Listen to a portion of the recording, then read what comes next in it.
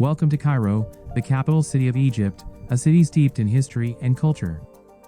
Today, we're going to take a journey through some of the most iconic sights this city has to offer. We start our day with a visit to the Pyramids of Giza, one of the 7 wonders of the ancient world.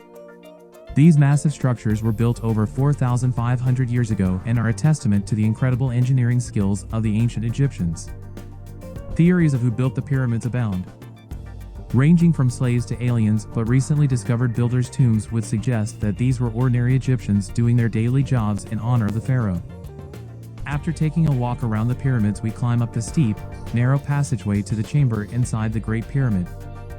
It is a challenging ascent, crouching and battling two-way traffic through the narrow corridor up into the depth of the pyramid, which then opens into something you may think of as Grand Hall, followed by another narrow passage into the chamber itself.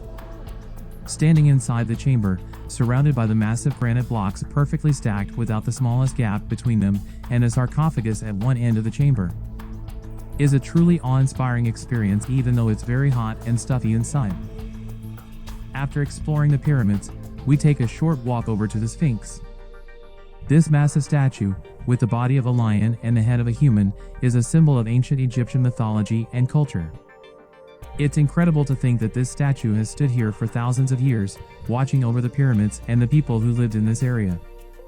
The Sphinx's missing nose has baffled onlookers for centuries, with theories such as Napoleonic army having broken it off passing through Egypt, but there appear to be numerous images of the Sphinx that predate the Napoleonic Wars, and the nose was already gone at that stage. Once finished at the Sphinx, we leave the Giza Plateau and head off for lunch. We take a short drive to a rooftop restaurant that offers stunning views of the pyramids. The menu is set and features traditional Egyptian starters and grilled fish. The food on offer is well presented and delicious, and the atmosphere was relaxed and welcoming, giving you some time to relax and reflect while enjoying the amazing views. After lunch, we head out to the Grand Bazaar for a quick stroll to see how trade has been conducted for hundreds of years and maybe pick up a souvenir or two. This bustling marketplace is filled with vendors selling everything from spices to souvenirs. The colors and smells are overwhelming, and it's easy to get lost in the maze of narrow alleyways and stalls. It's a unique and very crowded experience that really captures the energy and excitement of Cairo. Once out of the bazaar, we take a drive to the National Museum of Egyptian Civilization, which currently holds the collection of the royal mummies, all 20 of them, 18 kings and 2 queens, which were moved here from the Egyptian Museum a couple of years ago. This rare journey of the mummies out of the museum and through the bustling streets of Cairo has been accompanied by an impressive parade which you can look up on YouTube. You won't regret it. In addition to the mummies, the National Museum of Egyptian Civilization has limited other exhibits, but in reality, the mummies are its biggest draw. When we visited, another large section of the museum was closed, so we can't say what we missed there. This museum is relatively new, having opened in 2020, and it's a modern, interactive space that offers a unique perspective on Egyptian history.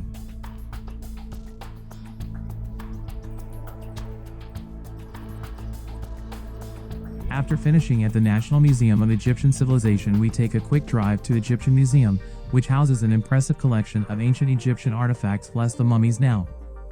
This museum stands on one side of the Tahrir Square. It was built in 1902 and is probably the most famous museum in Egypt. There were rumors that the museum had so many artifacts that the lowest 2 storage floors sank underground over time because of all the weight of the history. Inside, the museum has quite simple display cabinets, but the collection of the artifacts that it houses is so impressive that you quickly forget about the outdated interiors and lose yourself in the ancient history and culture.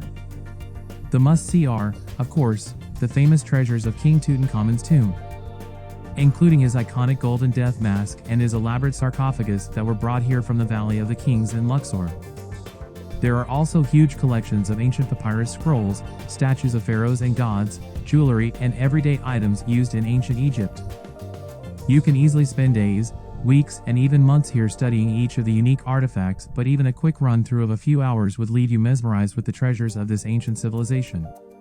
To finish off our day, we take a stroll through Tahrir Square. This public space is one of the most iconic landmarks in Old Cairo and is known for its role in the Egyptian Revolution of 2011. It's a symbol of the country's resilience and strength, and it's a must-visit destination. And to finish off the amazing day of exploring Cairo, we find a small Egyptian restaurant on one of the streets just off Tahrir Square, and we enjoy the traditional Egyptian meal, reflecting on the amazing day we just had.